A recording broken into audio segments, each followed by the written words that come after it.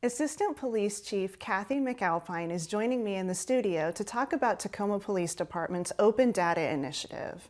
But first, I'd like to preface this interview by acknowledging the tremendous loss of Officer Reginald Jake Gutierrez.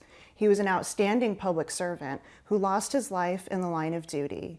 He was much beloved in our community, and the pain of his loss is felt by many. So on behalf of all of us here at Tacoma Report, we offer our most heartfelt condolences to the family of Officer Gutierrez and to the Tacoma Police Department. We stand with you and support you during this difficult time.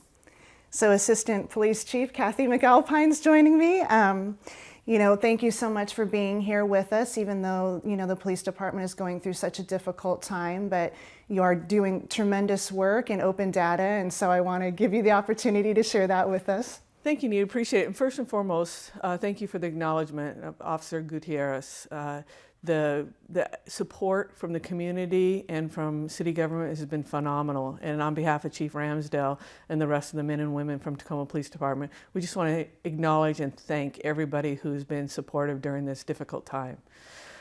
With that said, when we're talking about police data, and we're very excited and happy to share with the community some of the efforts that we're doing. Wonderful. So let's start by talking about the White House Open Data Initiative and why TPD is involved. Well, first of all, Tacoma has always been a progressive agency, and so anytime there's an opportunity to do something progressive that's out there nationally, we're happy to join in. And so when the events of Ferguson, Missouri happened in about 2014, President Obama got together and formed a task force that consisted, it was called the 21st Century Police Task Force.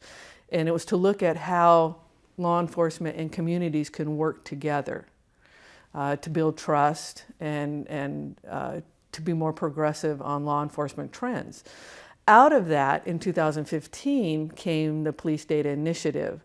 And so what they want to do is take open data of all law enforcement data, which includes use of force, officer-involved shootings, et cetera, and make it accessible to the public with the hope that it would build trust, legitimacy, and also give academians and community a chance to look at what's happening in their community, but also compare what's happening nationally and come up with either innovative ways to help collaborate, and again, just have that more transparency.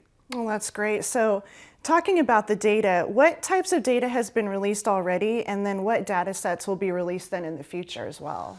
Well, the nice thing about the Police Data Initiative is they don't tell you what data sets, so we get to actually see what's available, what we want to release first, because there's over 80 different types of data sets that other agencies, there's about 53 law enforcement agencies that are participating now.